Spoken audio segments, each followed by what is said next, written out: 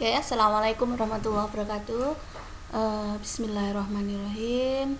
Jumpa lagi dengan pelajaran sastra Inggris untuk kelas 10. Sekarang kita akan membahas KD 3.2, yaitu tentang model should, ya, tentang model should. Should ini bacanya should, should, should, ya, sh dibaca should, ya. Sedangkan huruf o nya nggak usah dikeluarkan, l nya juga nggak usah dikeluarkan, berarti yang bacanya should, begitu. Itu kalau diterjemahkan dalam bahasa Indonesia itu artinya seharusnya. Perlu diketahui sebelum kita membahas lebih jauh tentang should, ya, should itu termasuk salah satu model dalam bahasa Inggris. Model, ya, model tulisannya modal, ya, modal tulisannya begitu tapi bacanya model. Model di dalam bahasa Inggris itu banyak sekali, ya. Model kata apa? Kalau bahasa Indonesia itu artinya adalah kata bantu, ya. Kata bantu dalam bahasa Inggris itu banyak sekali. Ada can, ada must, ada will, ada shall, ada could, ada would, ada should, ada may, ada might, ya. Banyak sekali macam model itu, dan untuk kali ini kita hanya akan membahas salah satu dari model tersebut, yaitu should, ya, yang artinya seharusnya. Untuk penggunaan should, ya, ini nanti dibagi menjadi 3 rumus, ya. Ada 3 rumus, dan masing-masing rumus ini nanti penggunaan atau fungsinya berbeda, ya. Sekarang kita masuk kepada rumus yang pertama. Rumus yang pertama ada subjek, kemudian should menggunakan diikuti verb 1. Apa itu verb 1? Verb 1 itu adalah kata kerja bentuk 1, kata kerja yang belum mendapat imbuhan apa-apa. Jadi kata kerjanya tidak boleh ditambah itu, tidak boleh ditambah s atau es, tidak boleh ditambah d atau ed, tidak usah ditambah ing, ya. Berarti kata kerja asli yang ada di dalam kamus, kata kerja dasar, ya.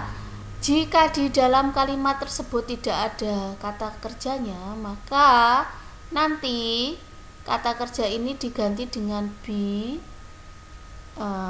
dan be itu nanti diikuti kata sifat, kata benda, atau kata keterangan, ya.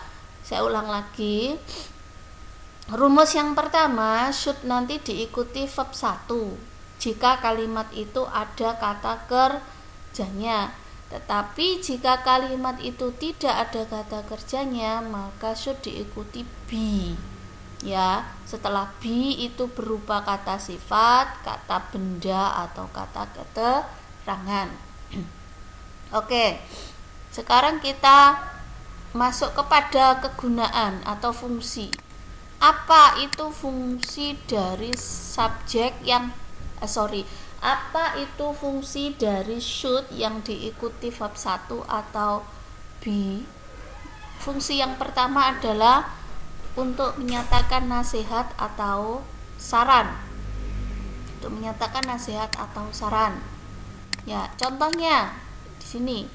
Is Marini, ini subjeknya, kemudian should, ini si verb 1. Is Marini should see the dentist to check her teeth. Is Marini seharusnya menemui dokter gigi untuk memeriksakan gigi-giginya. Yang kedua, Dude should check himself. Ya, Dude ini subjek, kemudian should, check di sini verb 1. Dude seharusnya memeriksakan dirinya sendiri.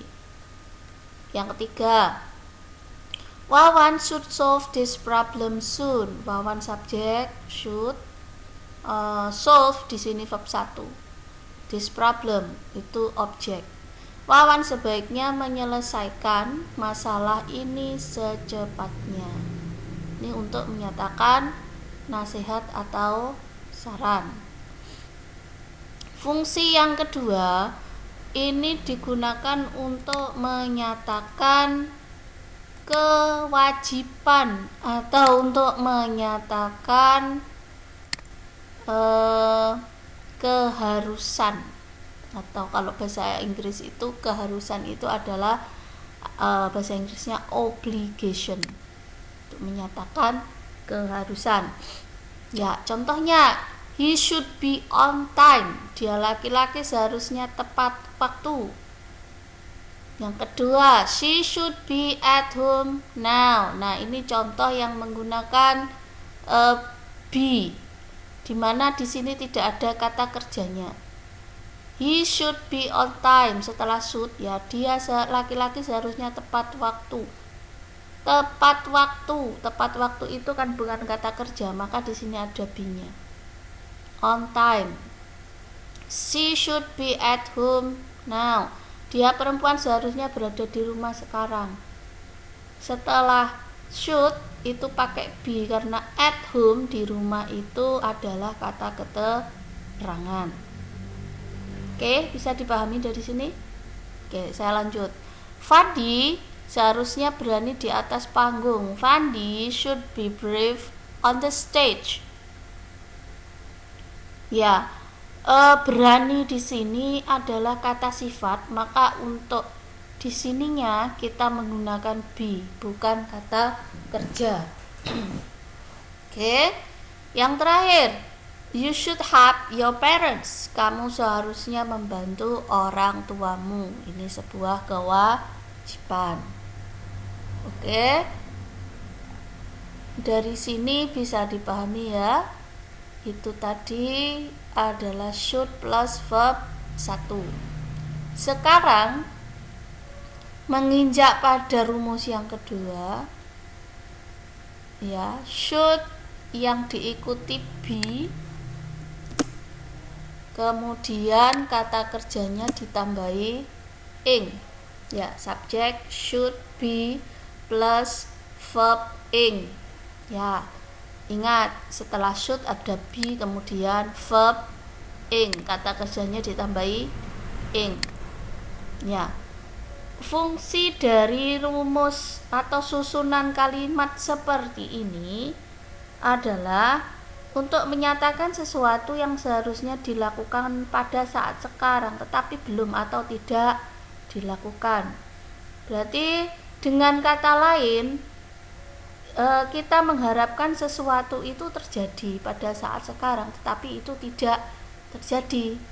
Atau bisa juga kita memberikan sebuah masukan atau sebuah saran kepada seseorang, tetapi saran tersebut itu tidak dilakukan atau bertentangan dengan yang dilakukan dia pada saat sekarang.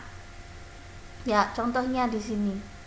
I really should be studying for my exam. Saya seharusnya belajar untuk ujian. Kenyataannya, maksud dari kalimat ini saya belum belajar untuk ujian, tetapi saya kira belajar adalah ide yang paling baik yang harus saya kerjakan sekarang. Gitu.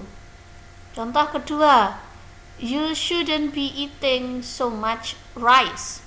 Kamu seharusnya tidak makan, you shouldn't be eating so much rice, bread, or potatoes.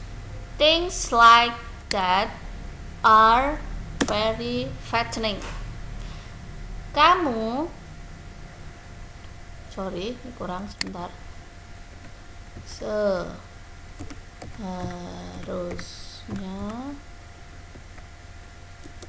tidak.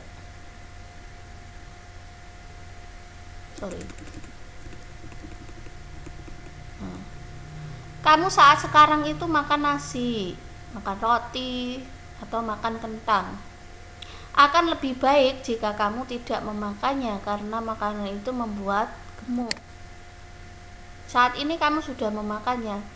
Kemudian saya memberikan saran, kamu seharusnya tidak makan. Berarti kan berlawanan dengan fakta pada saat sekarang ini.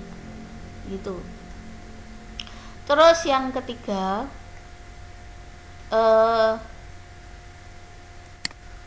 should yang diikuti have, verb 3 dan atau been. Kalau tidak ada kata kerjanya berarti been. Fungsinya untuk menyatakan saran yang berlawanan dengan fakta di waktu lampau. Ada kejadian di waktu lampau, kemudian kita mengharapkan atau memberikan saran yang jauh berbeda dengan apa yang sudah dia kerjakan di waktu lampau. Ya, berarti dengan kata lain, saran atau masukan yang kita berikan itu sifatnya sia-sia karena sudah terjadi dan kita mengharapkan atau memberikan saran yang sebaliknya. Ya, contohnya, Henry should have finished his work 2 days ago, but he didn't. Henry seharusnya menyelesaikan pekerjaannya itu 2 hari yang lalu, tapi dia tidak mengerjakannya. Jadi sia-sia karena itu sudah terjadi.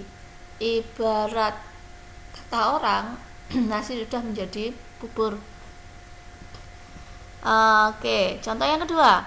Rosa should not have told the news to them, but she did it last night. Rosa seharusnya tidak menceritakan berita itu pada mereka, tapi dia melakukannya tadi malam. Dia menceritakannya tadi malam. Berarti kan sia-sia. Berita itu seharusnya dirahasiakan, tetapi sama Rosa sudah diceritakan tadi malam. Berarti kita mengharapkan bahwa itu tidak diceritakan, tapi sudah diceritakan oleh Rosa, begitu ya. Oke, yang terakhir, they should have joined the competition. Mereka seharusnya ikut lomba itu, tetapi faktanya mereka tidak ikut. Oke, saya kira untuk materi ini cukup sekian. Saya akhiri. Semoga bermanfaat dan saya akhiri. Assalamualaikum warahmatullahi wabarakatuh.